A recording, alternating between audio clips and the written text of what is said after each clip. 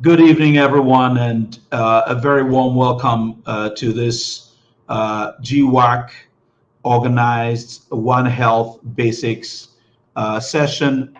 I really want to apologize for the delay in starting. As we say here in Ghana, it was due to technical hitches and to circumstances beyond our control. Nonetheless, we are good to go, and we will start immediately. I would like, without stealing any thunder, to immediately welcome the Provost of the College of Health Sciences in the person of Professor Christian Ejari to provide his welcome remarks, and we'll proceed from there. Prof. Ejari, over to you. Thank you very much, Director of G-WAC.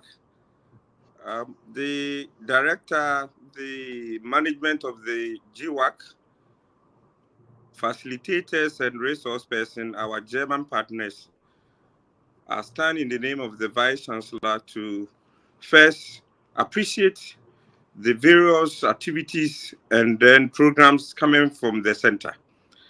The management of the university is so appreciative and then to acknowledge the various activities taking place in the center within its short time of inauguration. First, let me appreciate the German partners joining us through this virtual means. We appreciate DAD for the funding, and then the PIs, that is the principal investigators from the German side. First, on the pandemic, I think the training workshop is so significant and important based on the fact that the pandemic that we've experienced, or at least I can talk about the last one, has to do with or is linked to the zoonotic cause or related to zoonotic forms. So I think this workshop has come in a timely manner in such a way that is also going to bring everybody in this health arena, being the policymakers, the researchers, those in the animal side or the zoonotic aspect, to work together as in the form of the One Health concept as to how we can prevent another pandemic. And if possible, the structures that we are having in terms of the health infrastructure and the framework, whether we should be able to beef it up, improve, in order to also enhance the preventive aspect of any pandemic that may affect us in the near future. So on behalf of the university management and that of the Vice Chancellor, Professor Rita Kusuadesen, I warmly welcome everybody and I wish you well in this workshop. I believe at the end of the day, we will be able to achieve the aims and objectives of this training workshop. Thank you very much. Thank you so much, Professor Christian Ejari, who is the Provost of the College of Health Sciences here at the KNUST. Again, I would like to apologize to the many of you who have joined online for the late start of this session. As I said, it was due to a real overload of the system and a few technical challenges because this has been oversubscribed, but that's been fixed, and I would like to believe that everyone is comfortably behind their screens and is able to follow clearly what we're doing. I'd like to invite Dr. Yao Amosapong, who is at the Center for Capacity Building and Innovation under the Office of the Vice Chancellor here at KNUST. Dr. Yao Amosapong will provide his opening remarks, and as you can see from his background, perhaps he's certainly practicing the One Health, preferring to join us from outside rather than from inside like some of us. So over to you, Dr. Amosapong. Thank you very much. Thank you very much, Dr. Amwesi. I call him the Wonder Man, full of energy like myself and very, very proactive. And welcome to all participants to this all-important One Health short course under the G-WAC program. I've already been introduced, but in short, most people call me Energy. My name is Dr. Yao Amosapong. and I'm in charge of the Center for Capacity Building and Innovation. The center is responsible for all short courses and special programs under the Office of the Vice Chancellor of KNUST. This program has come at a time that we are all preparing and envisaging for the next pandemic. We don't know when, but it will eventually come. So it's always good to take the next step that is in the right direction. And as a matter of fact, I feel very excited and very energized to see a number of you, almost 1,500 participants under this program, participating on how to prepare for the next pandemic.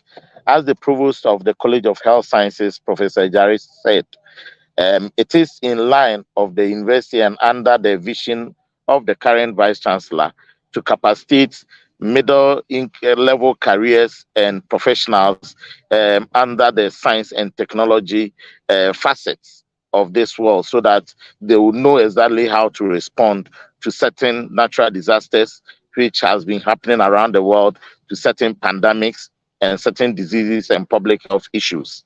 As a center, we are very excited to give you all the support that you demand and you need. And so far, I would say that the center or the department under which Dr. Amoesi is operating has been one of our flagship centers that is rolling out a lot of short courses. And as a center, we are very happy to always collaborate with them to roll out the next new one. At this point, I would say that every form of support you need, be logistical support, be managerial support, we will be able to offer you, and we are ready to offer you. I will join in the sessions from time to time, and I wish you a very good evening. And the weekend is coming to an end, so I wish you all well. Thank you very much, and welcome to KNUST and to the short courses that we offer. God bless us all. Thank you. Thank you very much, Dr. Yao Amusapong, for that wonderful introduction. And again, I forgot to wish all of us, at least those based in Ghana, a happy 66th Independence Day.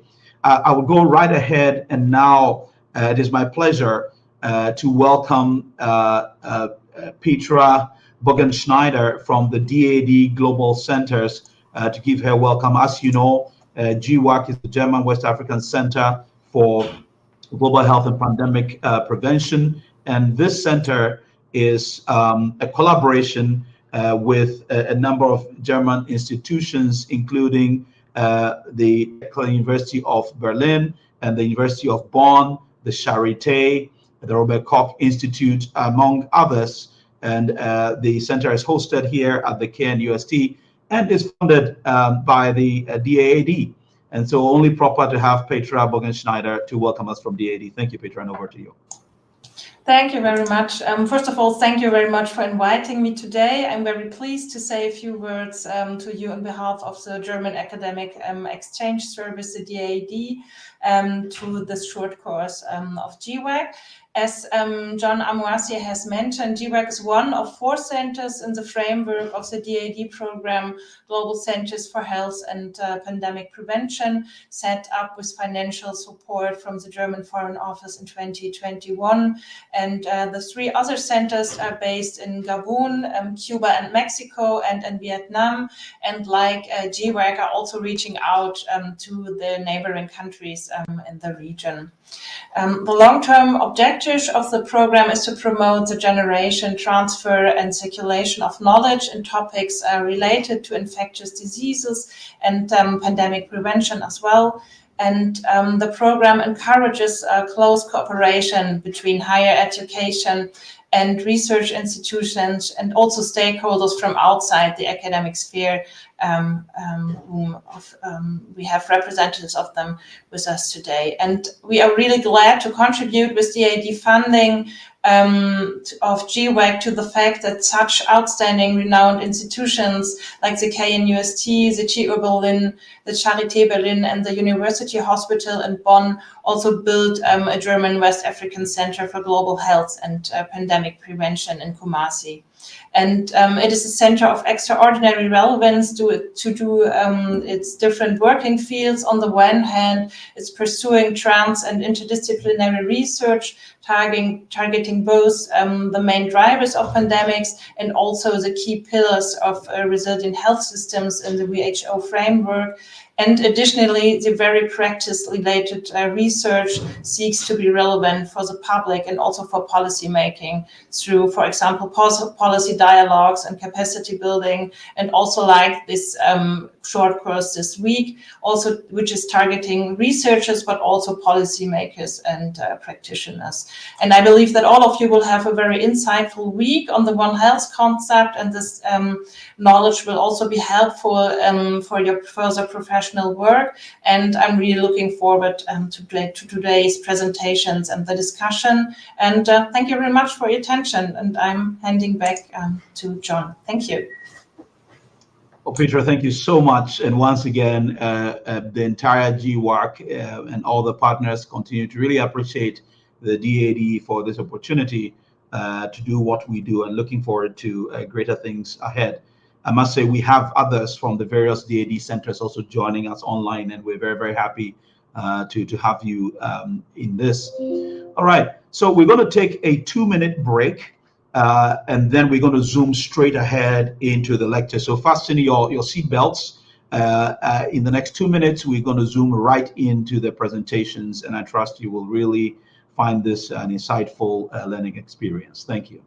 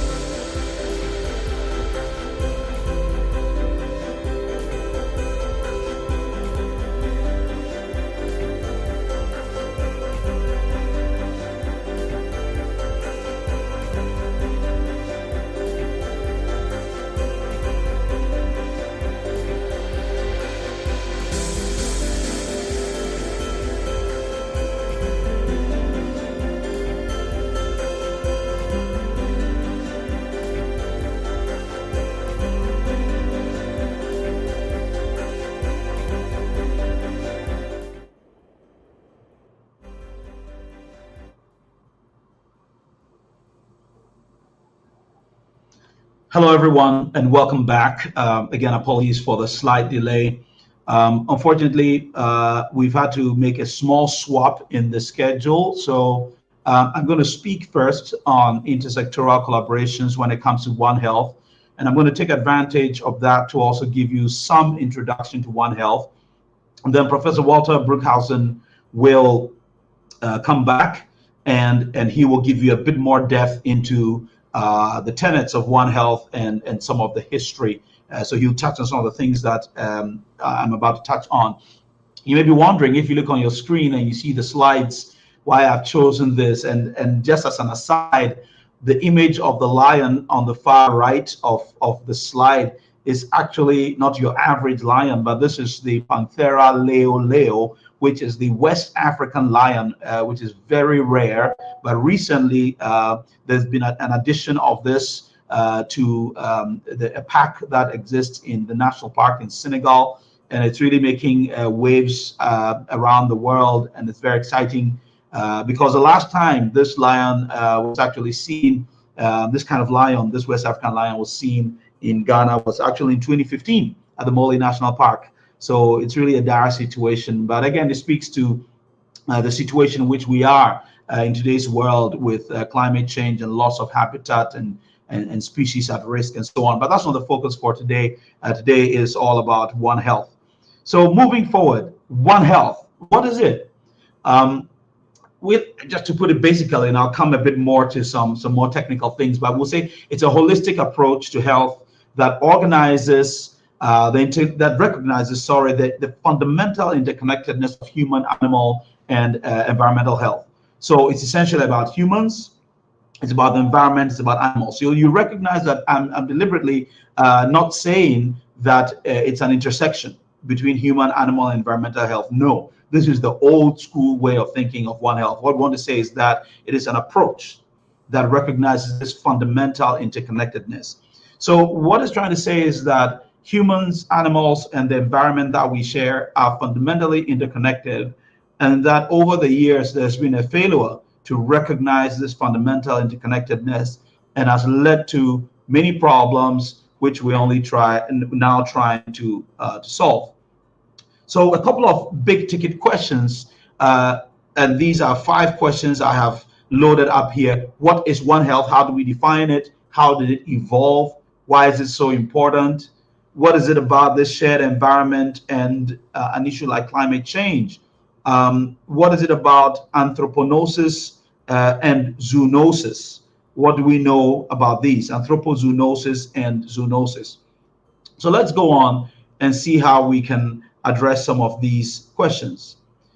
First of all, One Health is a subject area. I'm trying to refrain from calling it a discipline because it is not a discipline, but it is one that can be applied from the community level through to the global level. And it relies on shared and effective governance. Now, this is exactly the reason why intersectoral collaboration or multi-sectorialism is critical to effective One Health. It seeks to facilitate a better understanding of various components and how they contribute in different ways to improving the health of the world, if I can put it that way. So it involves understanding the opportunities, what the risks are, what trade-offs are we making, and what the ultimate benefits are. I can take a quick detour and just reflect on this a little bit. Think about it this way. There are some fundamental changes that we'll need to make to the way in which we live in the world today if we are to be successful in maintaining or creating a sustainable environment for us all. Because it is very clear that if we continue with the current trajectory, even in terms of food systems, in terms of climate change, this world will come to a screeching halt sooner than later. If the temperature of the world should go up by just a few more degrees, it will not be able to sustain life as we know it today. What this means is that if we continue with the current global trajectory in the name of development, this world will no longer exist. What it means is that we need to trade off what might seem profitable today in the interest of sustaining our planet. And the One Health approach calls for some of this. what are some of the trade-offs we need to make, and how do we demonstrate that ultimately this is for our good? Germany, for example, there was a huge uproar in recent months past about Germany going back to mine a bit of coal from some old reserves just because the supply of gas from Russia was not coming, and there was a shortfall of energy needs. And so, although the government explained that it was a temporary measure, the populace did not take kindly to it because of the promises that had been made. So, really, what are the trade-offs here? And it was a bit of a difficult situation for Germany to go back to mine coal, albeit with what sounded like a good reason, but it just reflects how complicated these issues are and what the role that we as academics, researchers, and health professionals have to play in getting people to understand what is really going on here. So what are some of the definitions of One Health? Look, there's a myriad of them. You can get these from all kinds of places, but I'm happy to announce to you that there is, beyond all the possible definitions of One Health that have been put forward over the years, there is one definition that has now become accepted globally. But before I come to that, what I want to point out is that irrespective of whatever history you may have come from, whatever you've heard of One Health, the idea is that there's a common theme that runs throughout: the fundamental recognition of interconnectivity of human, animal, and the environment. So it's not just about human health, animal health, environmental health coming together. No, it's recognizing that these are really not separate in their own selves. It's really one, and it's just our way of doing things that has tried to separate them. It's also the systematicity of the approach, recognizing that we are pursuing health as in a holistic way. It is recognizing the multidisciplinarity that is inherent here, which suggests that no single discipline, even within the health sciences, has the answers to address One Health. It is also one that has sustainability at the core, and it's a function of a lot of synergies of different ways of knowing and different ways of thinking.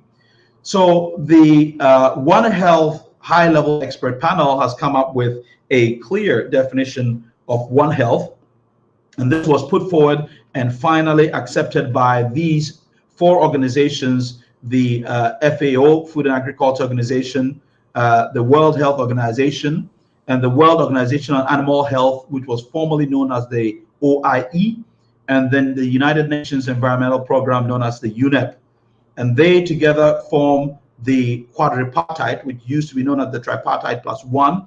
And the One Health high-level expert panel has come up with this formal definition of One Health. But before I even come to that definition, I just want to point out that the COVID-19 pandemic has clearly re-emphasized these interconnections, these vulnerabilities that we have, and it has really shown us that to be successful in building a sustainable planet, we really need this multidisciplinarity. And this is what the One Health high-level expert panel called for, and they have put forward this definition. It can be found in their report, and this report was launched in Germany in October last year, but also can be found, at least the definition of One Health can be found in a PLOS publication that also came out in 2022. So I'll just read this. One Health is an integrated, unifying approach that aims to sustainably balance and optimize the health of people, animals, and ecosystems. It recognizes the health of humans, domestic and wild animals, plants, and the wider environment, that's including ecosystems, are closely linked and interdependent. The approach mobilizes multiple sectors, disciplines, and communities. So you see why I say that One Health should not be labeled as a discipline. And communities at varying levels of society to work together to foster well-being and tackle threats to health and ecosystems while addressing the collective need for clean water, energy, air, safe and nutritious food, taking action on climate change, and contributing to sustainable development. Ladies and gentlemen, this is the current worldwide accepted definition of One Health. I think it's really gratifying to think that we finally have a definition that we can all coalesce around. It may not be perfect, but it is one that is important we all recognize as the current definition of One Health, which has been accepted at least by these four global bodies: the World Health Organization, the World Organization on Animal Health, the Food and Agriculture Organization, and the United Nations Environmental Program, otherwise known as the quadripartite. This is the current schematic which the One Health high-level expert panel put out, and you can see that it's a fundamental departure from the historical three intersecting circles or Venn diagram representation of One Health. And you see clearly the aspects of collaboration, coordination, and capacity building all coming together from the society, from sectors and disciplines to address what we call the One Health approach. And in my talk later today, I'm going to focus more on these intersectoral collaborations. I must, however, mention that there are other areas that are very close to One Health, or that subscribe to almost the same things that One Health subscribes to, and that is eco-health and then planetary health. Now, what I want to point out is that, yes, we have eco-health, we have planetary health. The focus here is not on all the technical differences between these three or among these three. The focus really is on what they seek to promote, which is healthy and sustainable socio-ecological systems. That is what matters. So one may ask, how did One Health really evolve? It's a pretty new concept, a pretty new term, I should say, although the concept itself is not new.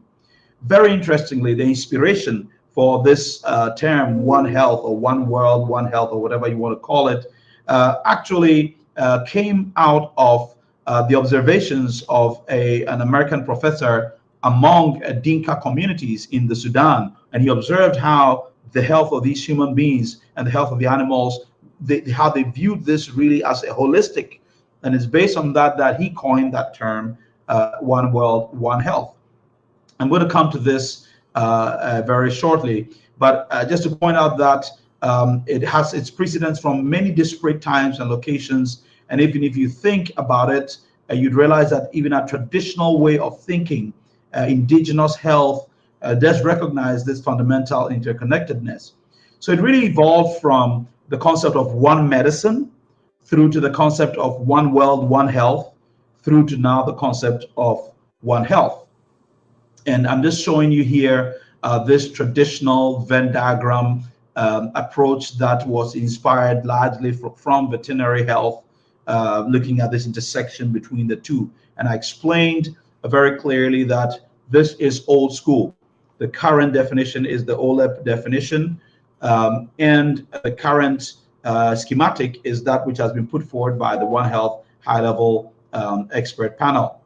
So this is a statement made by Professor Calvin Schwab, who is the one who really coined that term One Medicine, which has eventually led to the term One Health that we have now. And it's very, very inspiring to know that this really came from his observations with the Dinka pastoralists in Sudan. Just a few milestones in moving from what we have, which was this one medicine, through to One World, through to One Health. And these are just a few of them. The Wildlife Conservation Society put forward the Manhattan Principles in 2004. And then the American Veterinary Medicine Association talked about or set up the One Health Initiative Task Force. Then in 2007, the American Medical Association put forward a One Health resolution. And then it goes on and on and on. And you can just follow that sailing ship, and you would realize that now we have come to this One Health high-level expert panel, which was launched. And now finally in 2002, we have this formal definition of One Health. And just to point out that when you hear of PRIZOD is, shall I say, a collaboration between the German government and the French government to really take a close look at the issues surrounding One Health. And just FYI, One Health also has a day which is recognized. November 3rd is known as One Health Day. And last year we celebrated the 7th annual One Health Day in Singapore.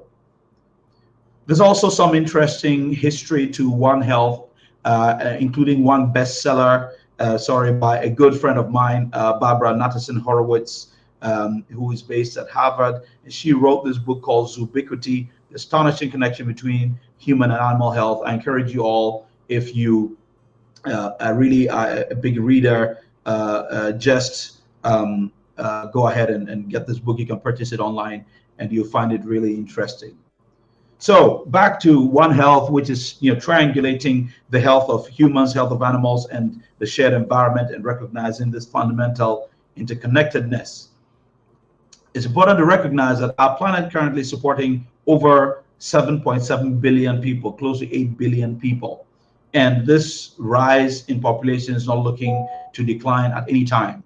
There are serious issues that we have to deal with, including increased contact with wildlife, including deforestation, and even the increased contact with wildlife has been responsible for some of the emerging and re-emerging infectious diseases that we see these days. Deforestation, the least said, the better. I talked about the West African lion, which is almost extinct today, simply because of deforestation. Intensive farming, and the argument is we want more food to feed the world, but are we doing this effectively enough?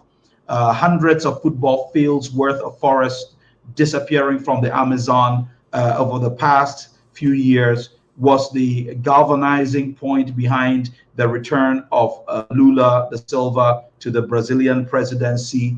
But when you think about it very, very carefully, Jair Bolsonaro's policy of really farming the Amazon, what was truly motivating this? And you have to remember that people were in support of this.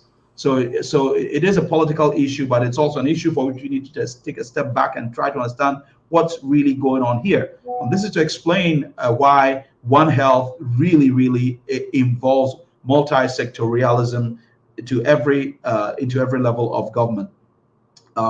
There's also the increased global travel and several other factors.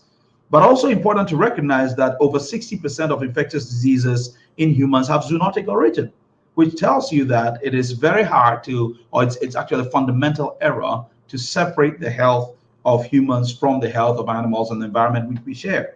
This is something that just will not work because we are fundamentally interconnected. And the problems that we face with regard to infectious diseases in our world today, about 60% of them stem from animals. Think about even the precursor to COVID, which is the first SARS. This was novel. Arose the first time in Hong Kong, caused a massive stir, not as much trouble as SARS-CoV-2, but this was a warning which we largely ignored as a world, and we saw what happened with SARS-CoV-2. H5N1, another clear example of the fundamental interconnectedness, and we saw the impact it had on birds. And recently we've heard of a death from H5N1, and it's a huge concern about what this could mean for a possible next pandemic. So again, responding to pandemics is encapsulated by One Health, and there's a clear need for country capacity in order to maintain healthy ecosystems if we are to be successful.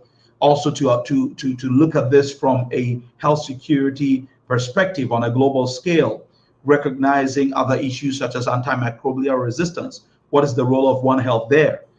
The use of antibiotics in farming. What does this, how much of a threat does this present to human beings if you are perpetuating the emergence of antibiotic resistant pathogens through the use of antibiotics in animals and the risk of these jumping to humans? What is the real evidence of the ground?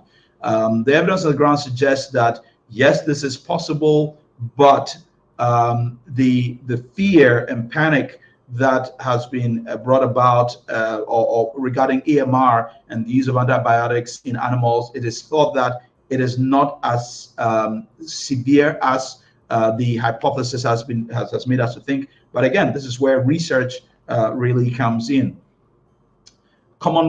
Few more common One Health issues. I mentioned AMR already. There's the issue of climate change and vector-borne diseases. As temperatures rise, some of these vectors like mosquitoes, like sandflies, like black flies,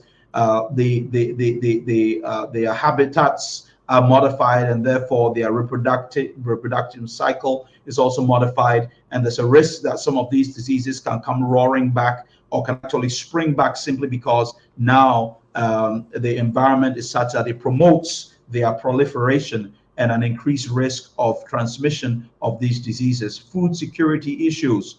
We're talking about increase animal husbandry, the release of CO2 and greenhouse gases. And it is clear that animal husbandry is behind the major production of methane, which has a severe impact on our ozone layer. Does it mean we should not continue farming animals? What is the answer to this? One Health should be able to provide this. Chronic diseases. Surprise, surprise. One Health is not all about zoonosis, not all about infectious disease. Mental health issues that arise directly and indirectly as a result of One Health issues and their implications for a One Health approach. Think about plastic pollution in our oceans and other forms of pollution.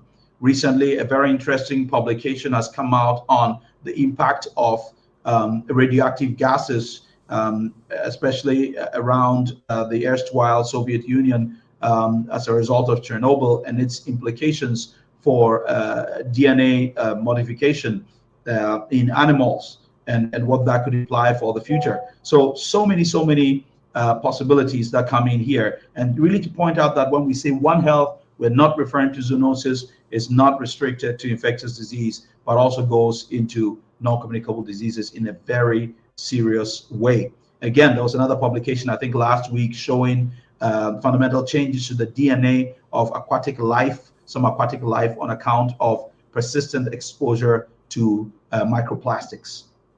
And indeed, there's also some recent evidence of the presence of microplastics in the blood of even human beings as a result of continuous exposure. And so One Health really has a space in all this. Biodiversity loss is also another big issue that needs to be addressed. So One Health really requires dismantling of what we call disciplinary silos, the health silo, the economic silo, the governance silo, the social science silo, the qualitative silo. To be successful with One Health, there is need for multidisciplinarity, multi-sectoral collaboration. The strong link between One Health and economics cannot be overemphasized, because if we're going to change the way we do things, it has important economic implications. Do we need to continue measuring success in terms of GDP? Because the truth be told, if we are to truly follow the One Health approach, GDP will go down. But does this really mean that we are losing as human beings? Is GDP sufficient as an economic measure? The argument is very clear. It is not. What other economic measures should be brought to the fore as measures of success in addressing One Health issues? What does it mean for One Health governance? This I've already shown, so I'll not spend much time on it because I needed to reorganize a few things. So I will move very quickly here. I skipped all these. I had to do some rearrangement on account of the change in the order. So do pardon me that these slides are recurring. And I want to go straight away and speak to the substantive issue. Just pardon me, I'll get there in a minute, which is the issue of operationalizing One Health across sectors.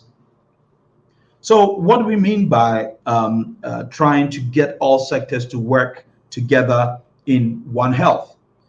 Where does the policy and legislation come in? Where does promoting knowledge, like what we're trying to do, getting everybody, all cadres of health workers, doctors, nurses, laboratory inclined people, the allied health professionals, there is a role for everyone to play in One Health, beyond even the health sector. What are the investment cases? What are the financing issues? The innovative financing mechanisms that need to be brought to bear. Today, we talk about vaccine bonds, we talk about advanced market commitments and several other economic jargon that are thrown around that unfortunately many of us in the health sector do not understand. But it's very important that we understand some of these things so that we know how to present the evidence which policymakers need in order to make the fundamental decisions and changes that we need to be able to move forward. I just want to remind you of what we have now today, which supports One Health, known as the Berlin Principles. I was very proud to be one of the co-authors of these Berlin Principles.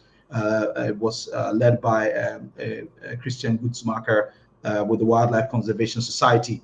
And in these Berlin principles, we lay out what we think is a blueprint for being able to recognize One Health at all levels, including levels of governance.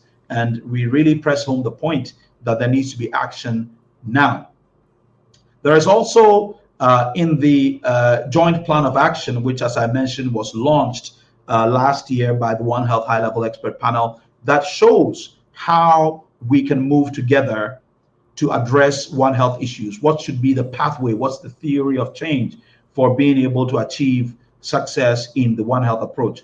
We're not going to go into that in detail, but I just want to point it out to you so that you can go and read more about this One Health, about this joint plan of action. But operationalizing One Health across sectors is so critical if we want to really address this complex interplay among humans, animals, and the environment we share, and to make sure that we have a coordinated approach. So what do we mean by to operationalize One Health? What does it mean to collaborate intersectorally? First of all, we need to put the principles and practice of One Health into action in a practical, real-world way, understanding what the complexities are. So why is it again so important? It's so important because we need these improved outcomes. And I already spoke about the several issues: the antimicrobial resistance, the climate change, the non-communicable disease issues. We need to really find a solution to these. And the argument is that the only solution will require a One Health approach. And ultimately, if we are able to work better intersectorally, we will have stronger partnerships. And if we can coalesce together around this one approach, we are likely to have better success. Among this, or to achieve this also, is brings forward the need for increased awareness and understanding. And that's part of what motivated this session, or this webinar that we're holding, just to increase the awareness and understanding of what One Health is and why we need to pursue it. It also would foster innovation and research, because if we are stuck within our silo of medical or biomedical sciences, stuck within a silo of veterinary medicine, stuck within a silo of medical laboratory technology, stuck within a silo of nursing, we can only think in one way. We can think only nursing, we can think only medicine, we can think only lab.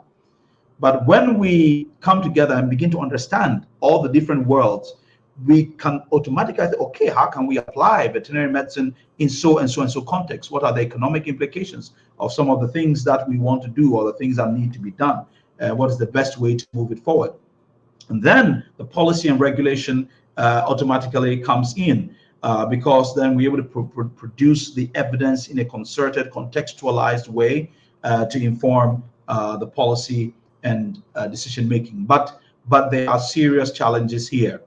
There are barriers to doing this, and we need to find a way of bridging the gap, and it requires strong leadership and effective communication. And this is why it's so important for health professionals like yourselves who are joining me today to understand this complexity and to be able to communicate this complexity in a way that decision makers can understand, in a way that the general public can understand. Today, if you ask yourself in Ghana, how many people care about recycling? How many people care about segregating trash into compostable and non-compostable? It's something that people really do not care about. Why do they not care about it? Because they have not been told about it. Even among health professionals, this understanding is lacking. And I'm hopeful that as we delve more and more into One Health, we will gain better understanding and also be able to propagate this even from our own disciplinary perspectives. When there's lack of coordination, then you have competing interests. I like using the example of rabies. When you think about dogs and other animals, it clearly comes under the veterinary services department. It comes under, let's say, the Ministry of Food and Agriculture. But the argument is that when you control rabies, the real beneficiaries are the human beings. It's the health sector.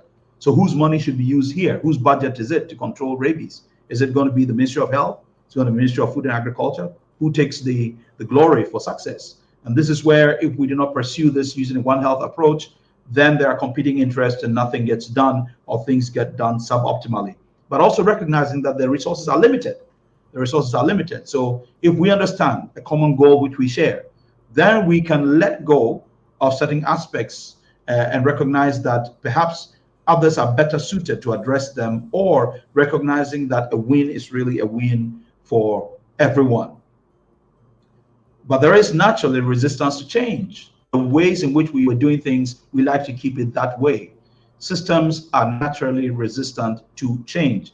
Systems change naturally, and when we need to change systems forcefully, there will be resistance, and therefore requires tact to be able to address some of these issues of effective data management and analysis. You have the WHO setting up a surveillance system. You have the World Organization on Animal Health setting up a surveillance system. You have the security services setting up their surveillance system. How can we have an integrated data management or surveillance system which can triangulate all this information? And we saw from the COVID how simple data on immigration and migration could be linked together with other basic health information to really understand what the trajectory of the disease was, or what the risk factors were, and what the spread of the disease was, and so on and so forth. But it wasn't that easy to get sectors to collaborate to promote some of this. I move forward. There are the human health issues, like the surveillance systems to detect and respond to outbreaks. There's the issue of zoonosis and the intersectoral approaches that are needed to that. There's the increasing public concern and awareness. All these are human health issues, the building of capacity. But then there are also the animal health issues specifically. The veterinary services have been fundamentally underfunded, especially by governments. Most of the funding ends up coming from development partners. The issues around strengthening regulation on trade and movement of animals and animal products. Recently, I was hearing of snakes from Ghana, which are transported to the UK for research. And these are venomous snakes, and it's for research on anti-venom. I was quite surprised. Who is taking these snakes out? Do they have any recognition of what we call the Nagoya Protocol? Is this being respected? And so we really need to triangulate all these issues. The developing programs to control and prevent emergence of animal diseases. Clearly, you cannot leave out the animal health sector if you want to be successful in addressing emerging and emerging infectious diseases. And then this promotion of One Health, which has often been thought of as a veterinary health issue, but far be it from that. It is not a veterinary health issue. As I said, it's a multi-sectoral issue, and that needs to be addressed. Then you have the environmental health sector and their own problems. So the issue of climate change and environmental health regulations, thinking about sustainable conservation practices, all that intertwined with issues of tourism and revenue generation. For example, you have these mountain gorillas in the Congo basin and in Rwanda, and now they're trying to restrict visits to the barest minimum by increasing the costs. There was the breaking point. At what price point will people still be willing to pay to come? At the same time, do you want to reduce the human-animal interaction? So it's really a delicate balance, because here we're talking about revenue generation, talking about people's livelihood, at the same time also trying to address environmental issues. So I just want to present to you a classic case of multi-sectoral involvement, and I'm deliberately not giving you an example from Africa or from Ghana, but I give you an example of avian flu in Thailand. This is a really, really significant issue. I was very fortunate to be able to discuss this directly with the Ministry of Health in Thailand some time ago, and they explained it in such a way that there were just 25 human cases and 17 deaths, relatively, but it cost over $200 million in terms of losses to farmers, which needed to be compensated. It led to the culling or the killing of over 60 million birds, and the total quantified economic losses, this is just the quantified, was almost $1 billion. So, I mean, you may say 25 human cases and 17 deaths, relatively on the low side, but look at the economic implications. So if you look at avian flu as just oh, this is just a flu in birds, it really has severe economic consequences. And so it took 2016 for the Thai government to initiate a multi-sectoral approach using or initiate a multi-sectoral approach to solve the issue based on One Health. And it was deliberate coordination and collaboration between the different sectors in that country, regular monitoring and evaluation, in putting together a range of control measures, which did not only include the culling of birds, but biosecurity issues on farms and the general raising of awareness at the public level. And they ended up being very successful, very successful. So the question is, can we afford this long kind of timeline from 2004, when there was this avian flu outbreak in Thailand, through to 2016, when they eventually began this One Health approach? We really don't have this kind of time. And this is why this multi-sectoral approach needs to be taken now, and we cannot wait. So we need to focus on governance priorities, economic priorities, knowledge priorities. These are things that are often far away from us as health professionals, but we need to get into them and understand them if we are to make significant contributions. Some of the governance priorities are these, which I have outlined right here: to develop and establish a globally shared One Health ethos. In Ghana, we do not have a national One Health policy. There are a few countries in Africa that do have one. Rwanda has a very brilliant national One Health policy. We have a national AMR policy. We do not yet have a national One Health policy. I wouldn't be surprised if sooner than later we do develop a national One Health policy. But it's important that this national One Health policy, if we do go in that direction, be aligned very clearly with all the other sectors of government. So it's the opportunity to really show the role that all the arms of government or the different sectors of government would have to play in One Health. And it also would provide the impetus for building capacity in One Health and preparedness.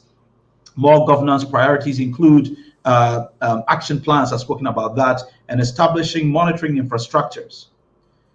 Some of the economic priorities, I spoke about the governance priorities. The economic priorities include promoting, generating and updating compelling evidence. So the multidisciplinary research, and recognizing that just using GDP alone as an economic index will fail if we are to truly pursue a One Health approach. So how can we cost things in a way that truly brings out One Health value?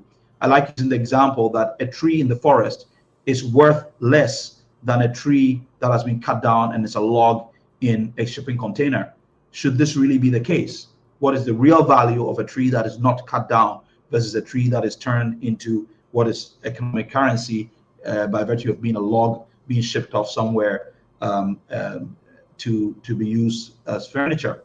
And so very important that all these issues come up. What kind of criteria can we establish to track One Health investments, and what kind of innovative financing models can be brought to the fore? We saw some of the innovative financing models that helped to generate the research and ultimately the vaccines against COVID. What are some of the knowledge priorities? We are filling some of this gap through this short course today by educating each other on One Health, but we need to go way below to the primary level and begin One Health at all levels of education. I started teaching One Health to medical students only this year for the very first time. There are many medical schools all over the world, not only in Africa, which do not even speak the word One Health. This is an error and needs to be corrected. Nursing schools, schools of allied sciences, all need to incorporate One Health. And as I said, needs to go down. Is One Health being taught in secondary schools? Is One Health being taught in primary schools? Very critical that it needs to be addressed. So to sum up, all I'll say is that the steps are complex if we want to be successful in the multi-sectoral approach towards One Health, but we need to start now because we just do not have the time. And with that, I would like to say thank you very much. And I will now stop and hand over to Walter Bruckhausen from the University of Bonn. And he's going to give you further depth into One Health, what it really means, because I've just skimmed the surface because I had to come before him, and hopefully that will provide you with more insight. So thank you very much, and over to you, Walter. Yeah, thank you very much to to John for his flexibility. A very warm welcome also from the Bonn side of G-WAC, and my apologies that we had to swap the program a bit due to my urgent appearance in our faculty council, which was not foreseen. Yeah, thanks to John also even more for this marvelous presentation of what One Health is, what it means, what it implicates in operationalization. And so I have to step a bit back now because I will more provide the historical and the theoretical, in a certain way also the more recent political aspects of it. So I hope you can see my slide. Yeah, so I will talk on the three aspects of the development, the history of One Health, on the principles, the core ideas, and then in the end, also what already John mentioned, the priorities that we have, because not everything which could be treated with a One Health approach has the same urgency. Yeah, One Health is certainly something like an umbrella term. That means that quite different disciplines, medical ones, natural scientific ones, social ones, can contribute to One Health. And then we have quite different directions of interest. Some are more clinical, especially the zoonotic infections, with all these aspects of antimicrobial resistance, food safety, and so on the one side. And then what has been earlier called one medicine on the one side, all those issues that unify humans and animals, because we share a lot of similarities in our organ systems and so on, also in our social life, the human-animal bond, for example. But this part, the comparative medicine part, I will not cover because it has not really become prominent in the One Health approach that John mentioned at the global level and also at the implementation level. Walter, sorry to interrupt you, but Yeah. if you're able to do a full screen so that the slides can be seen more clearly. So if you can do the presentation mode. Yes, I tried to. So you can't see it because I see it. No? So if you can share again, and this time, if you can put it on presentation mode, and then we can move forward from there. That's what I tried. So what you can do is you can stop the share and then share again, and this time choose the full screen. Thank you.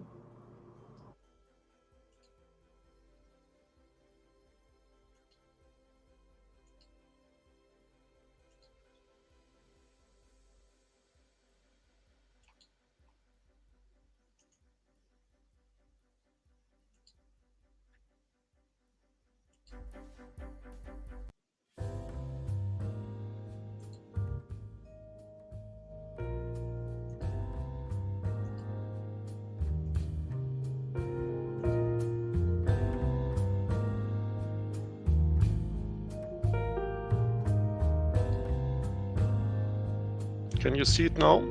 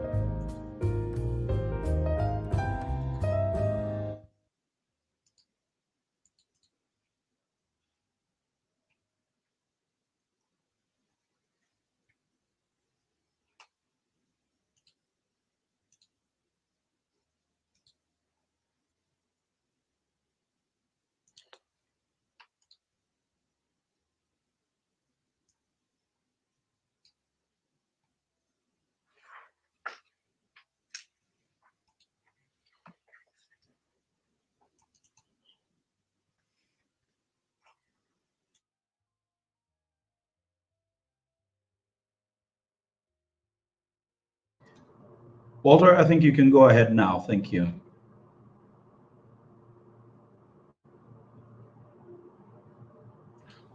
You can see it now because I can't see.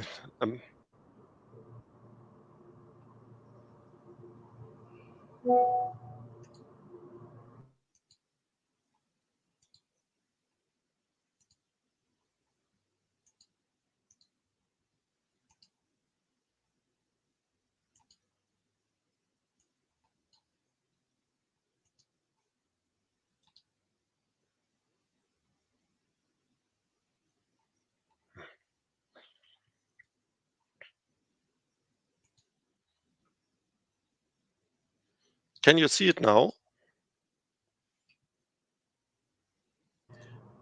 Yes, Walter, we can see your slides. If you can see them, then you can go ahead because the team is sharing for you behind the scenes. So if you can see this, then please go ahead.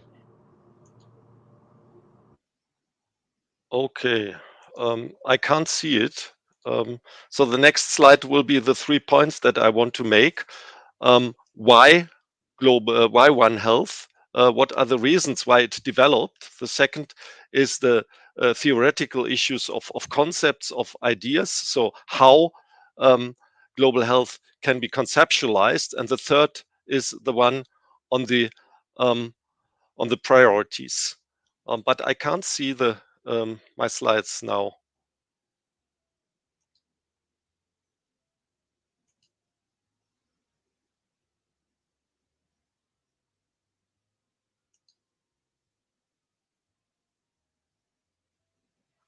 Yes, so I got the information that it is shared for me, but unfortunately, I can't see the slides myself. So, Walter, sorry for the interruption, but if you can get back to the browser, so if you can stop sharing whatever you're doing, so then you will be able to the screen.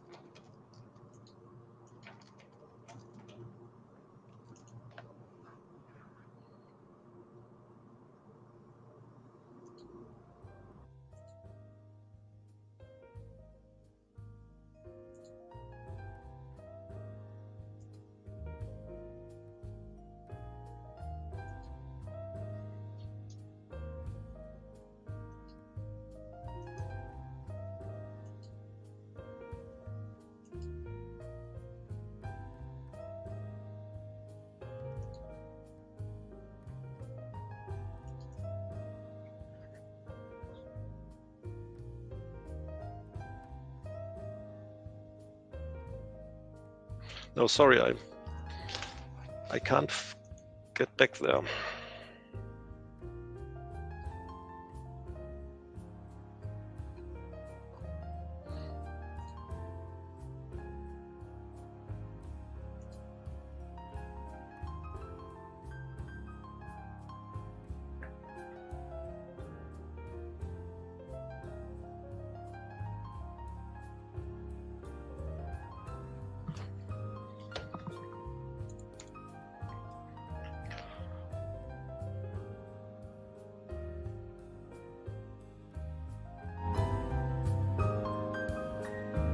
So I don't see the slides if they are presented to the audience, but I can't see them.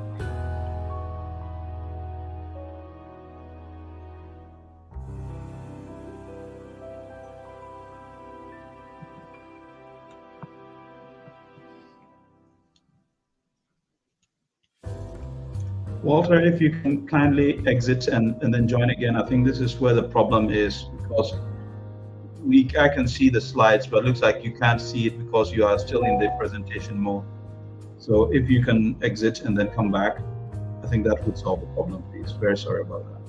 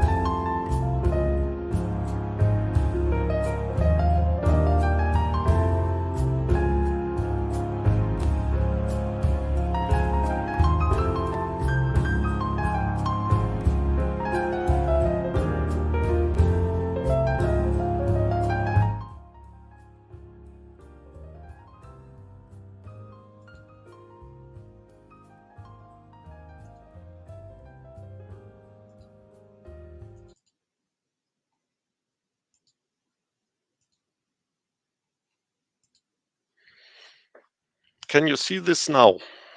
Because I can see it.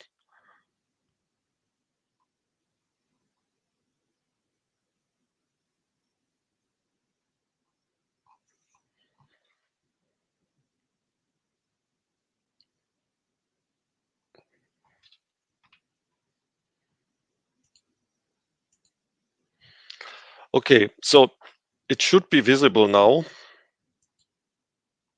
And so I will continue.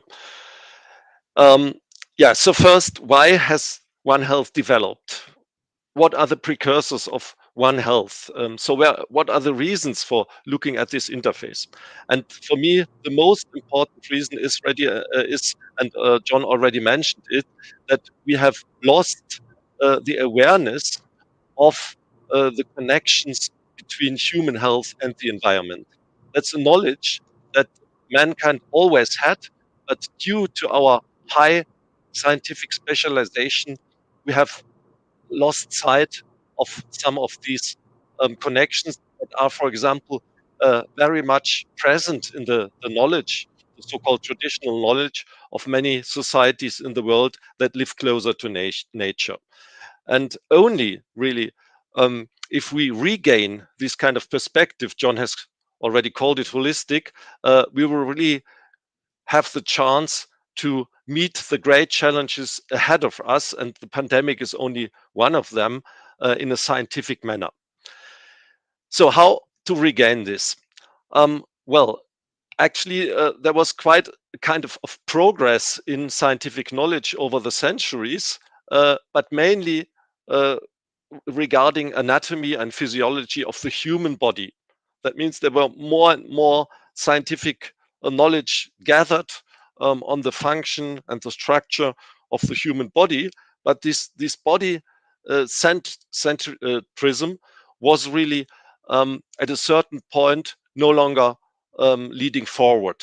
And it was, interestingly enough, a pathologist, perhaps the most important pathologist, the founder of cellular pathology in the 19th century, Rudolf Virchow, who was at the same time a politician, a social reformer, and therefore he also looked into the causes of disease outside the body. And because he saw the connections between animal diseases and human diseases, he coined the new term zoonosis for this transmission of diseases from animals to humans. And precisely this transmission was also the fundamentals of bacteriology, this new discipline, jointly, although in different nations, founded by Robert Koch in Germany and Louis Pasteur in France. And it's really no coincidence that the first models, animal models, where the pathogenicity of bacteria could be proven, were zoonotic diseases. It was anthrax and tuberculosis on the side of Robert Koch, and later it was also the first vaccination by Louis Pasteur on rabies. So these enormous similarities between human and animal organisms made it possible really to study bacteria. So in this way, a One Health perspective is really the origin of microbiology. Although we had this kind of knowledge for many decades, there were not many conclusions drawn from this.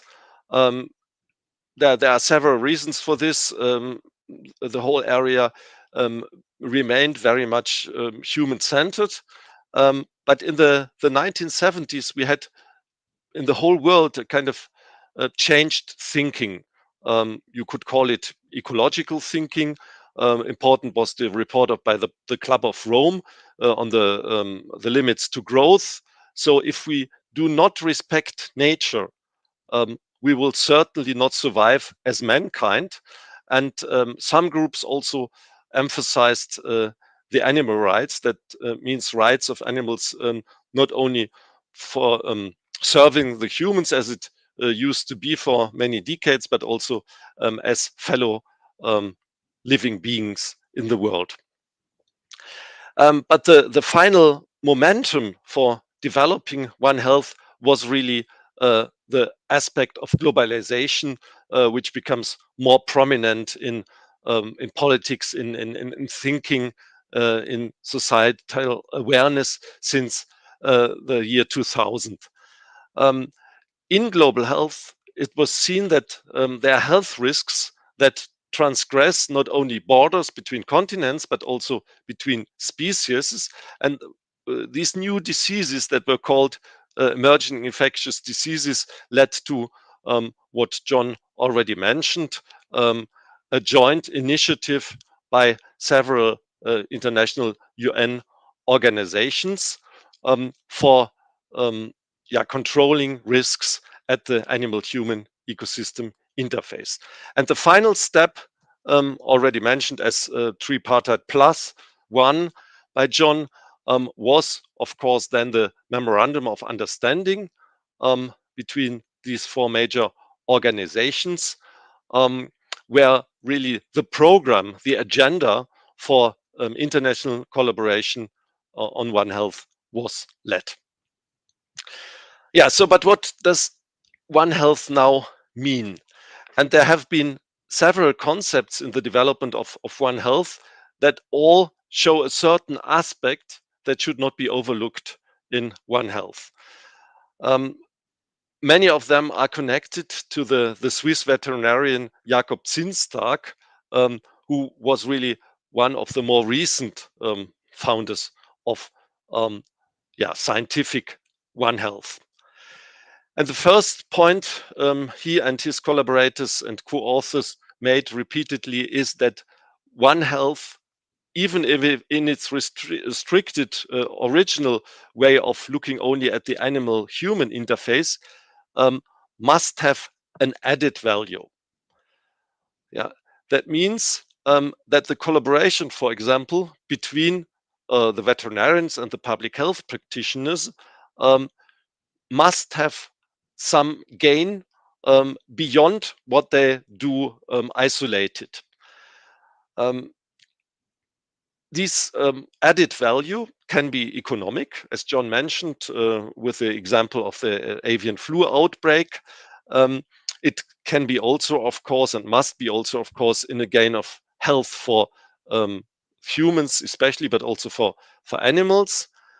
And for getting this added value, there is a certain focus necessary, for example, on communicable diseases, on food safety, nutrition, antimicrobial resistance, all these areas that have been already mentioned in the previous presentation. So on the other way around, we could say if there is no added value, then we should not double our efforts by adding a One Health perspective. So it must clearly give something more.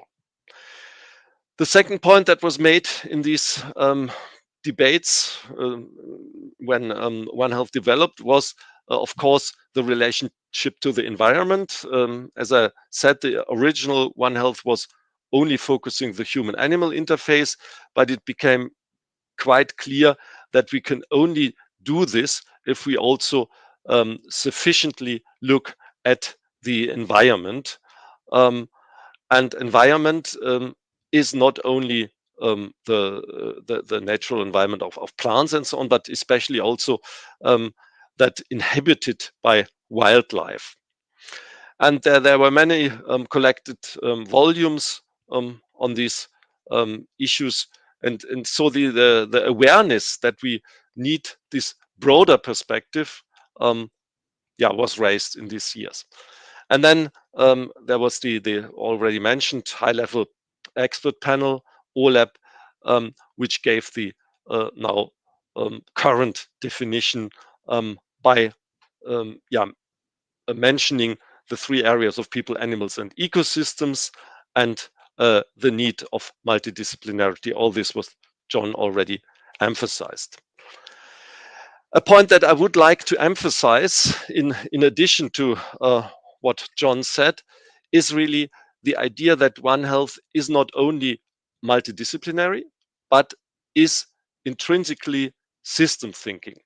So if you just look into one publication by Zinstag, you find all these terms like systemic approach, system theory, ecosystem, human environmental systems, and so on. So the term system is really central to One Health. But what does it mean? Well, if we look at it from a theoretical perspective, a system is more than just the sum of its parts or constituents or elements. Now, there is something that comes out of the elements that function together, which is more than what just the individual elements do. And that could be also called a kind of self-organization, that there's these elements work together with creating a new kind of organism. Then important for all systems is that they have borders, and beyond the borders there is an environment. And that means the question of what belongs to a system and what does not belong to a system is quite central to the idea of a system. But of course, there's not only one system that we can look at, but there are many. And so the issues of relations between systems and of interactions is also a central one. So if we apply these general characteristics of systems, and they are valid for systems like planetary, like galaxies, or also for man-made systems, if we apply them now to our field, then we have to make the difference between so-called social systems. Social systems have an explicit function.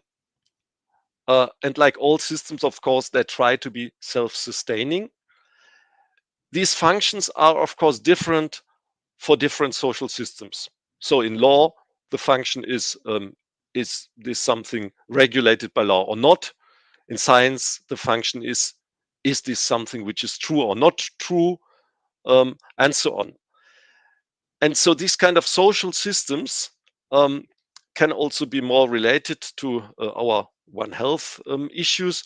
So agriculture, for example, or the food system, or the health system are social systems. And when we go back to what we saw at the last slide, all these systems have their own logic. We call it in system theory a binary code. That means that veterinary medicine only feels responsible when there is the question, is there a sick animal or is it not? The same is true for human medicine. Is there a sick human or is there not? And that means the other way around. For veterinarians, a sick human is not interesting, and for physicians, a sick animal is not interesting. That's quite clear from the system's perspective. But of course, we have to somehow overcome this kind of centrism on a certain function within systems. And then we have also the non-social systems, the natural systems. So, for example, our organism as a whole, or our organ systems, our organs, our cells, they are all systems.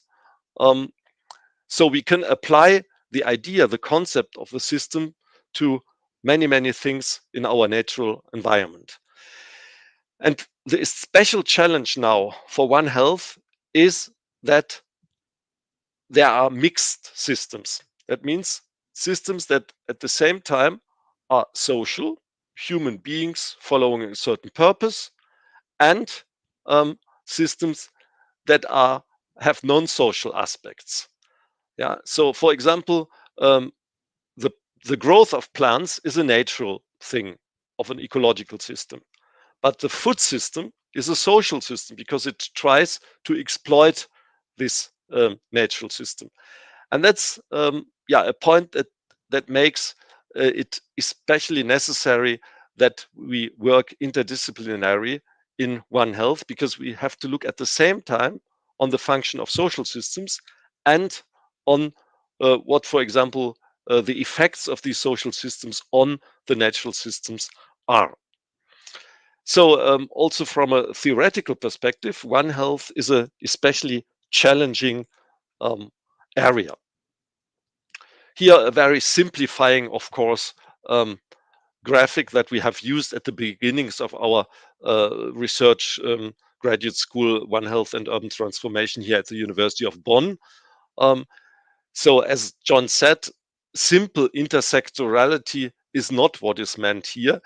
But if we want to go beyond all these different systems like public health, like society as a whole, like hygiene, like food security, then we must find some perspective where these different systems have something in common, which is relevant to health. Last point is now what are the priorities in One Health? So One Health really should focus on those areas where there has been no responsibility of any kind of discipline so far in a sufficient manner. So neglected areas. Areas, on the other way around, that could profit from a One Health approach, because as I said, we do not need to double things that are already functioning well, but we really have to concentrate on those areas where there is an added value. So there is a risk at the moment of a kind of relabeling many things as One Health. And why is this the case? It's the case because there is a lot of money in this field of One Health. You see in some graphics, it's even more than global health and so on. And especially here in Germany, where our last Secretary of State in the Ministry of Economic Cooperation and Development was a veterinarian. There are many programs with a lot of funding on One Health, and therefore there is a risk. And as member of juries, I've already seen this, that nearly all areas of medicine try to be relabeled as One Health because they somehow contribute to health, to get this kind of funding. And that's something where I think we must really sharpen the profile of One Health. Otherwise, it will be really somehow conquered by its own success. So we know that it is politically very desired, that it's that there's a lot of advocacy work done for One Health. You must mention it in academic proposals and so on, but there is a risk that we lose really track of what One Health is about by all this. And what we also can see that that some proponents of One Health have already left also the movement.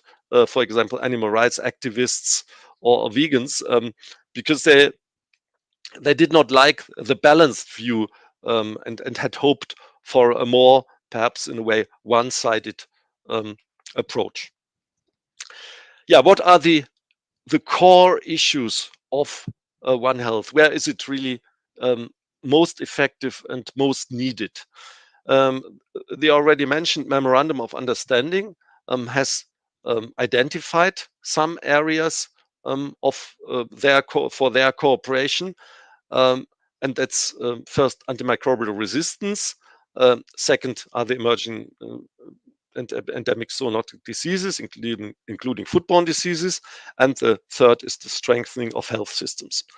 Of course, it is quite clear that not all of them are in a way contributing or profiting from One Health. And therefore, I would like to spend the last few minutes I have on distinguishing what parts of this are really One Health issues and what are not. So antimicrobial resistance is one of the largest health threats we have. That's quite clear, especially since the O'Neill report from 2016. By the year 2050, it will be the largest single cause of death in the world. That's the prediction if we do not counteract sufficiently. It is certainly an issue that has a lot of One Health aspects because it includes spread of resistances of resistant genes to animals, to the environment. So it's quite clear that it is part of One Health. And there are many reasons, therefore, to see it as a prototypical One Health issue. Well, the transmission between all these areas, then also the reasons for or the ways of approaching the problem are the same in all the three areas.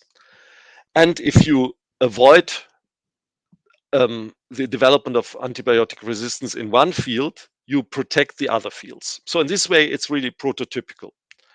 But we also have to see that there are some highly important counter strategies against antimicrobial resistance that do not require intersectoral collaboration, but can be solved by a sector on its own.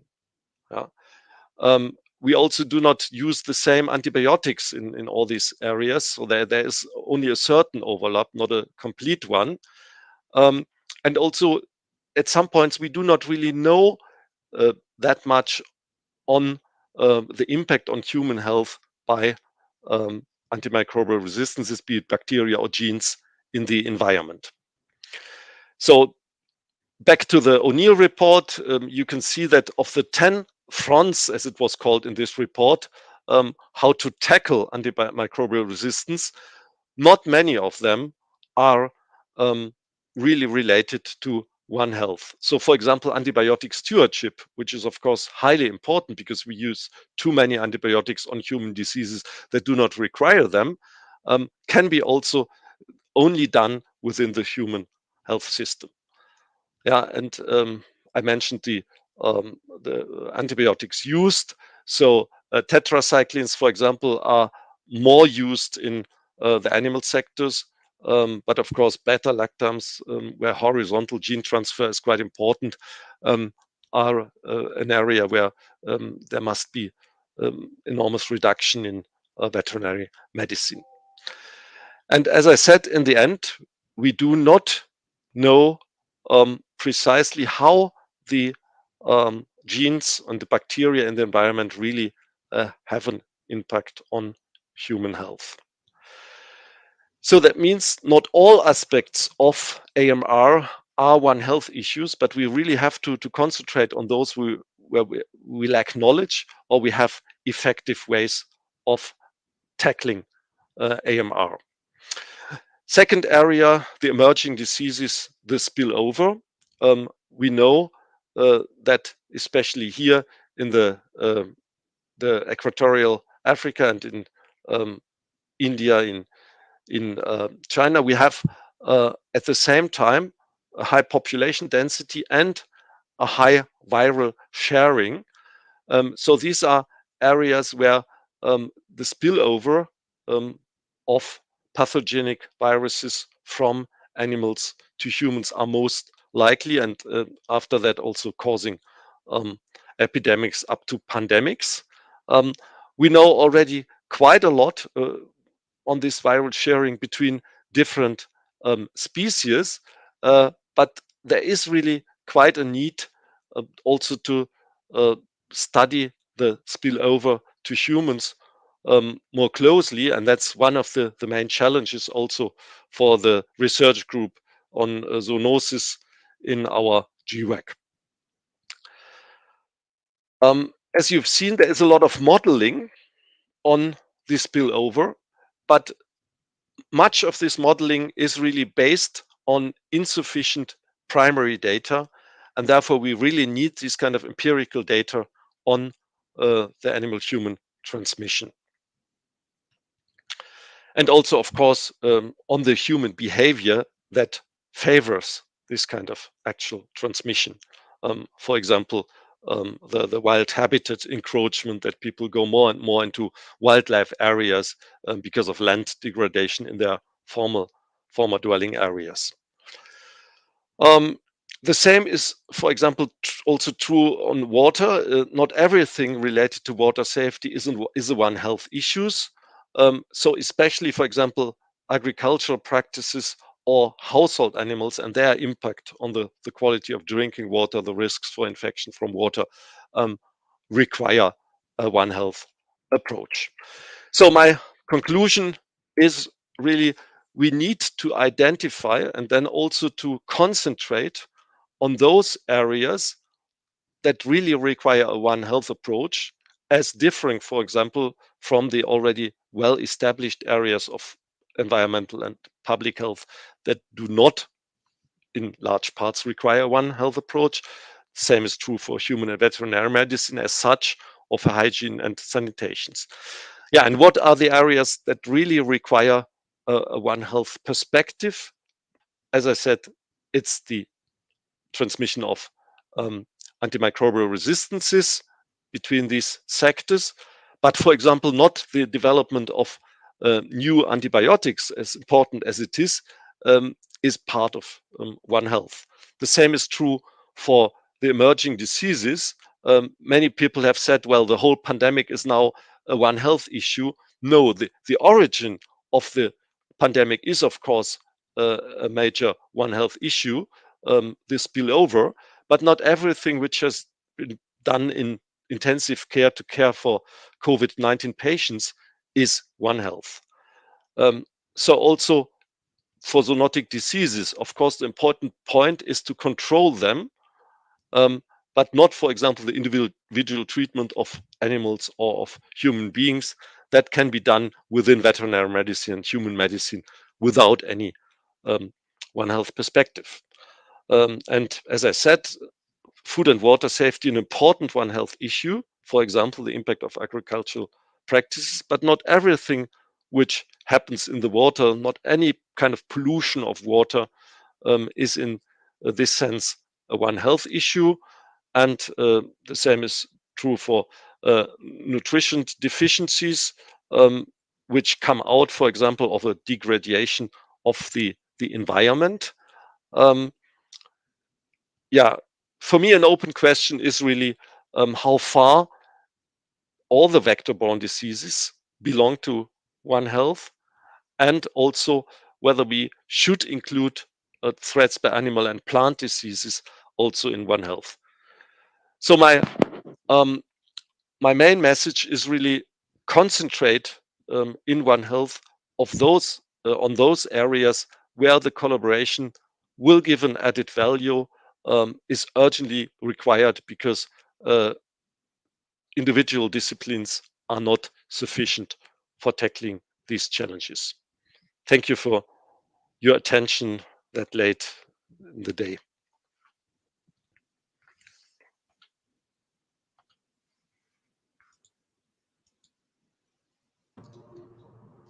Walter, thank you very much for that. Unfortunately, we were unable to see your slides, as I was pointing out previously, but hopefully we can resolve that another time. Just to now welcome Timo, Dr. Timo Falkenberg, who will lead the discussion. Time is almost up, but we would make up for the lost 15 to 20 minutes. So please just stay with us so we can have our full discussion. So over to you, Timo. Yeah, thank you very much. Hello also from my side. I have been following the chat, and to all of you who still have questions and have not put them in the chat yet, now is the time to put them up. We had our very first question, and I think this is actually what Walter has just addressed on his last slide very well, is about the scope of One Health. And I think this is a very important one question here, discussion point. What is the scope of One Health? So here the question is it zoonotic diseases, infectious diseases, and NCDs? Walter, I think, has in his last slide very clearly outlined the importance of One Health not becoming everything, but that One Health does have a specific scope. And that is the interaction between animal, human, and environmental health. And that essentially the tackling of those problems require intersectoral action, that it cannot be done by one sector on its own. One point here is the non-communicable diseases. I don't think we have touched on those today. There are a couple of publications that are talking about, for example, the companion animals in terms of the relationship between humans and animals, the animal bond, and how these are related to the non-communicable diseases as well as mental health issues. So there are some One Health points that are related to non-communicable diseases. Is there anything from your side, John, Walter, that you want to add in terms of the One Health scope in regard to the non-communicable diseases, as we haven't talked about those yet today? Yes, in my presentation, I did actually make mention of the role of non-communicable diseases, and I really stressed and emphasized that One Health is not limited to zoonosis. Number one, it is then not limited to infectious diseases, but there is an important non-communicable disease component. Now, this plays out both directly and indirectly. I'll start with the indirect effects. We saw, for example, the indirect effect of the COVID-19 pandemic on, let's say, a disease like depression. And it is said that in the early days, not it is said, there's enough evidence that in the first couple of months of the pandemic, the number of deaths from suicide in a country like Japan was significantly more than the number of deaths that were as a result of the infection itself. That's one example of a non-communicable disease issue, depression culminating in suicide, as sort of an indirect effect of COVID, which is of zoonotic origin. Now, that aside, the direct effect is also very clear. The effects of poor food systems leads again directly to issues like diabetes, obesity, or obesity diabetes, and several other non-communicable diseases, which are a direct result of under or over nutrition. Issues like climate change also have a direct impact on non-communicable diseases. Issues like pollution, air quality has direct respiratory chronic obstructive pulmonary disease will come in with a poor respiratory environment. Pollution with plastic. I give examples of microplastics being identified in the blood of individuals and in the blood of animals. I made mention of genetic changes that have been found in aquatic animals and sea life as a result of persistent exposure to pollution, including plastics. So you can draw both direct and indirect implications or non-communicable disease implications of One Health. It's really important that we move away from the old school idea of One Health being all about zoonosis or all being about infectious diseases, to understand that really there's a very important non-communicable disease aspect of One Health that has been underexplored. As you did mention, there are some good publications on this, and perhaps once we have the emails of all those registered, we will share some of these publications that have been made on One Health and non-communicable diseases. I think Walter also would have something to add. Mm-hmm. Yeah, completely agree that the focus on infectious diseases, as in other parts of public health as well, will not lead us into the future, because most of the nutritional aspects today are no longer related to foodborne diseases, but are, as John mentioned, these kind of nutrition deficiencies, be it over or under supply of certain constituents of our nutrition.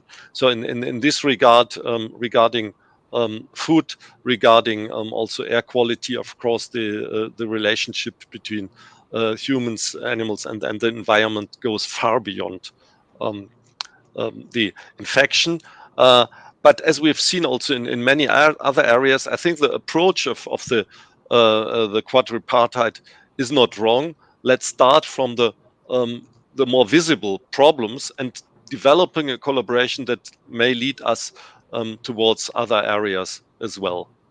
That's something we've seen in several areas of global health also, that the most urgent problems are the ones we start from, and then we we get better collaboration in other fields as well.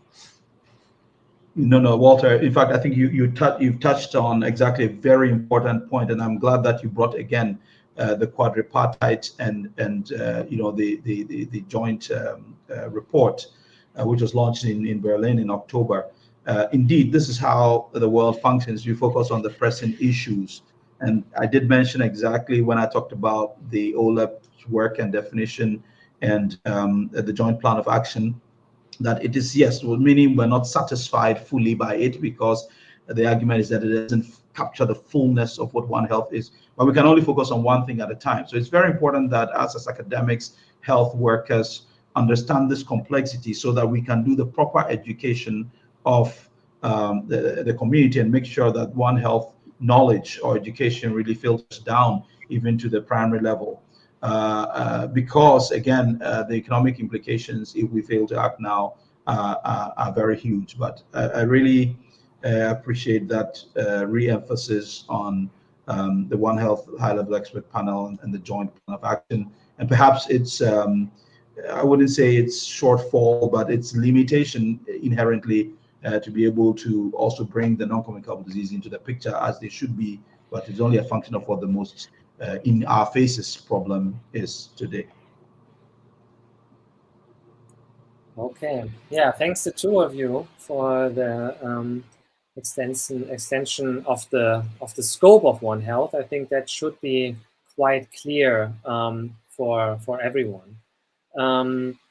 So yeah, we have another set of questions, and these are really revolving around Ghana in particular, and the agency that is actually in place. We also had a comment that was pointing towards the One Health technical working group. Yeah, so the question here is, who is actually in charge in Ghana about the implementation and operationalization of One Health? And there was another question later on that was asking about if there is any legislation actually in the pipeline already. And I think, John, you probably have quite a bit of insights into that.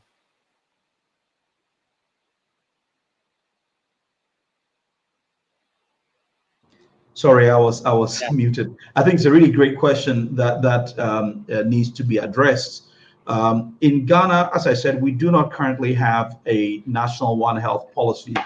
I understand that the WHO was involved, or the country office has been involved in developing some draft One Health policy. I'm just seeing also in the chat that there's the Ghana One Health Technical Working Group being championed by the National Disaster Management Organization, NADMO.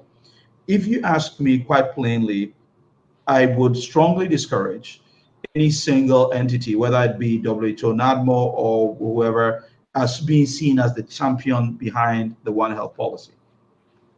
It's because of its inherent, what do you call it, multi-sectoral approach that is needed, that you do not want this to appear as, oh, this is a WHO champion thing, or this is a World Organization Animal Health or Veterinary Services Department champion, or NADMO champion.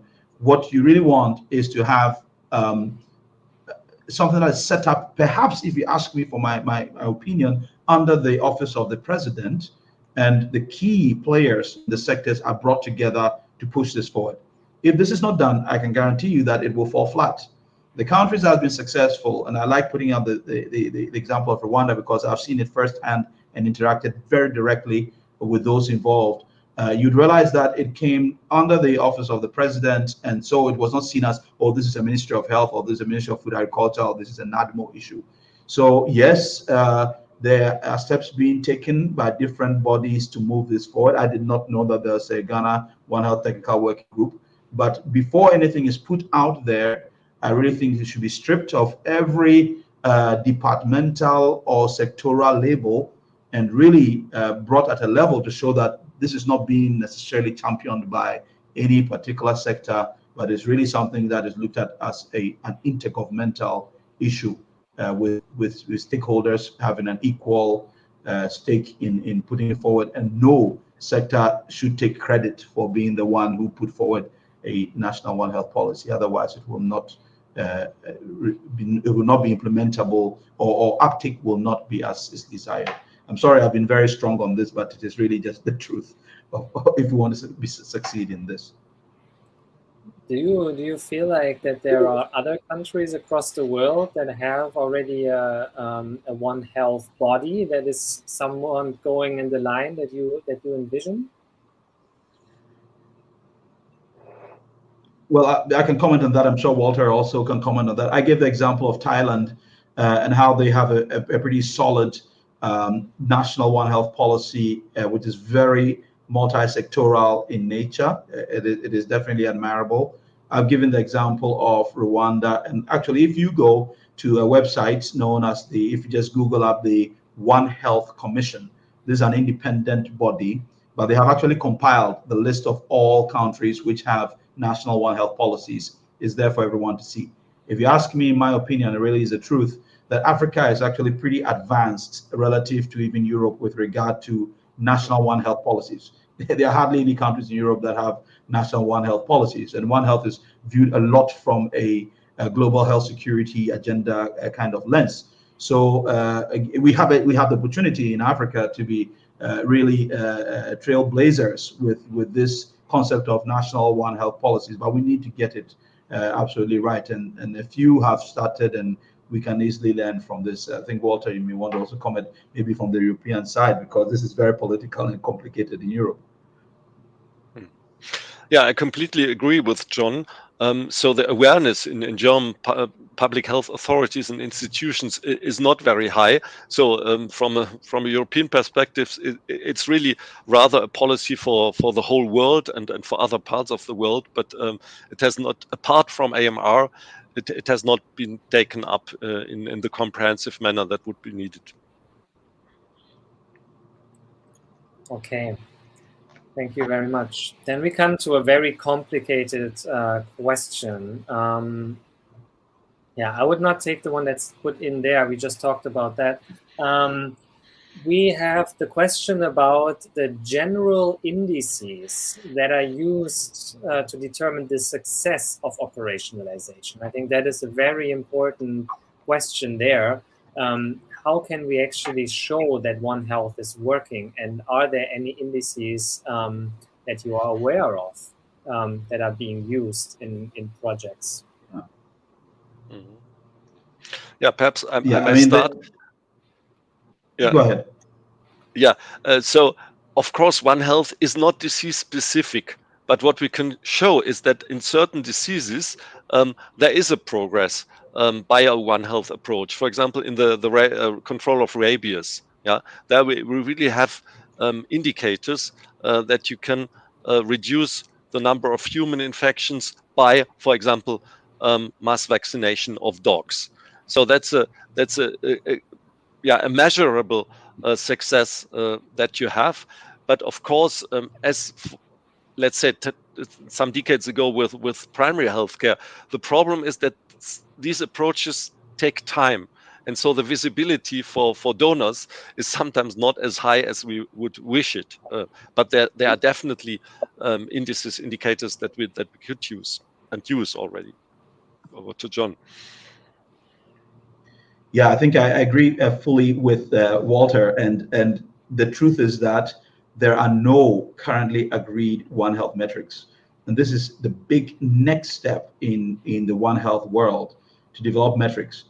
The most recent publication on this is actually by a consortium of Chinese authors who published in just last year an important publication, really, on the title "Towards a Global One Health Index, a Potential Assessment Tool for One Health Performance." This is perhaps the closest that we have gotten to. Before then, my good colleague and friend based in the UK, but from Germany, Barbara Hassler, also has developed certain principles and frameworks for evaluating One Health back in the day. A bunch of US authors too last year published an article in the Lancet Discovery Science on One Health metrics to evaluate outbreak reporting. So what I want to point out is that One Health metrics that are universally accepted do not exist. And this is where a lot of academics need to come in You mentioned Jakob Zinstag and he's your classic One Health academic, and he has done a lot of work in terms of showing the added value of the One Health approach. But there is no One Health index or One Health metrics that exist currently. So it's an area that is evolving very quickly. I believe that now that we have a unified or globally acceptable definition of One Health, we can now move to some metrics, because you can't have metrics if you do not have a sort of a common ground which we all agree on. So it is next in the pipeline, so to speak. So excellent question. Yeah. Okay, so something to work on. Maybe there's some scope for us also in the G-WAC to be part of this development. I think in terms of time, I'll have one last question that I will put up, and this is about the most important educational and sensitization issues.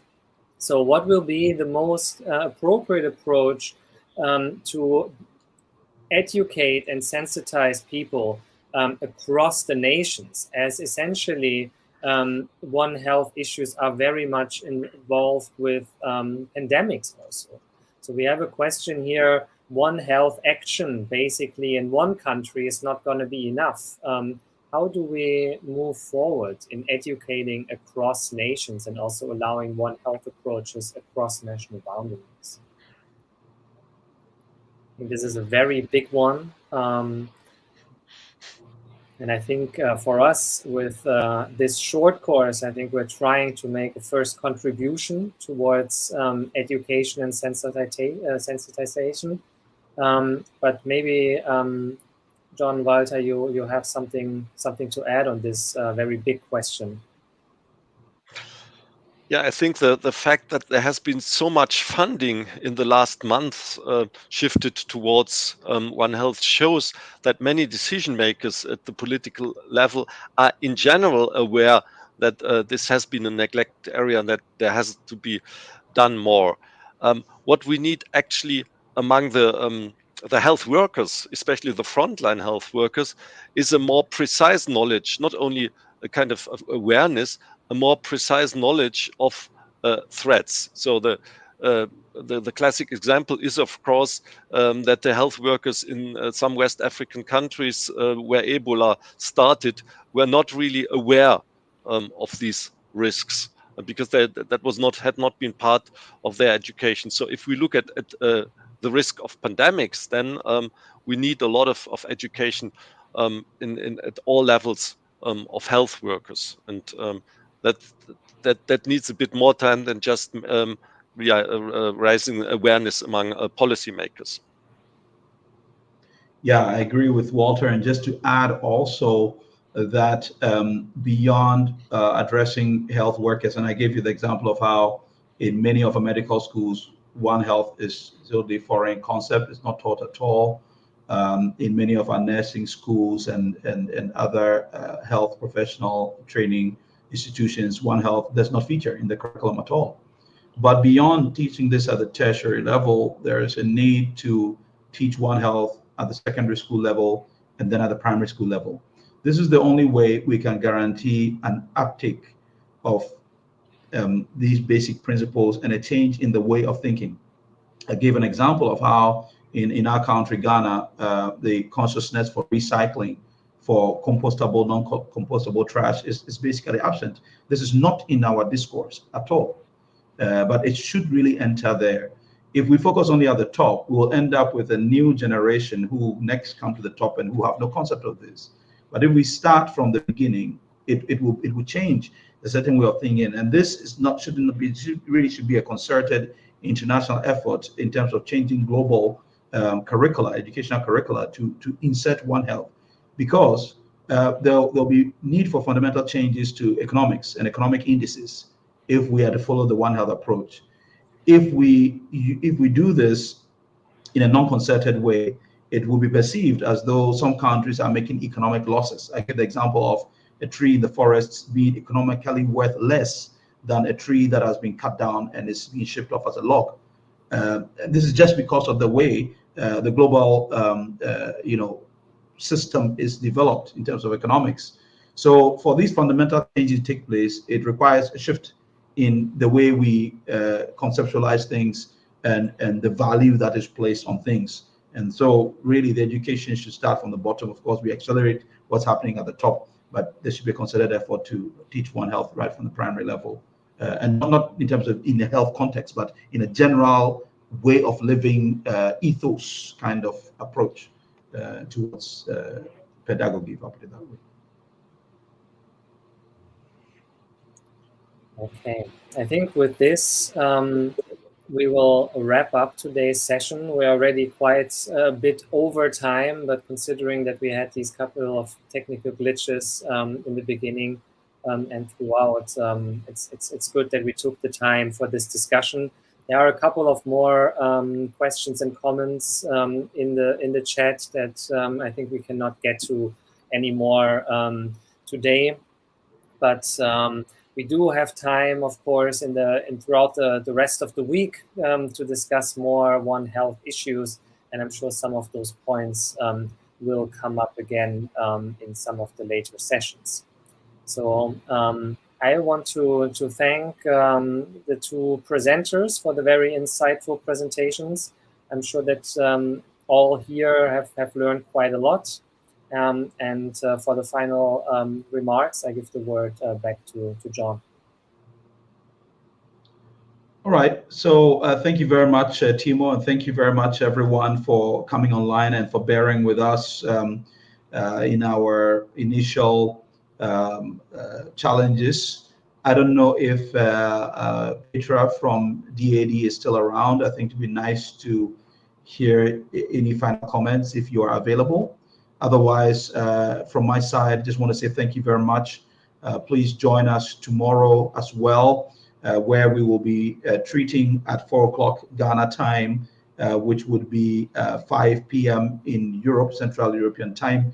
We'll be treating health systems resilience, and we'll be looking at key concepts and strategies and the criteria for disease prioritization within a One Health context. And we have really experienced presenters and people on the ground who would share this with us. So I really encourage you to make sure you're part of this, especially if you're looking forward to that CPD, because the attendance is tracked and you only get your certificate if it is clear that you were with us throughout the entire period for all the days. So thank you very much for bearing with us. I think Petra is not online anymore. So we will end here. Walter, let me also give you the opportunity to say last words, and then you close us. Yeah, I can only say many thanks to the whole audience and to John. I really enjoy the exchange with him. I think G-WAC as a collaboration between Germany and Ghana is really a great opportunity to raise issues, to exchange different views, perspectives that can inform all of us. I could give many examples, and I can only recommend all of you in the audience to participate the next days, because you will certainly get interesting insights from both continents.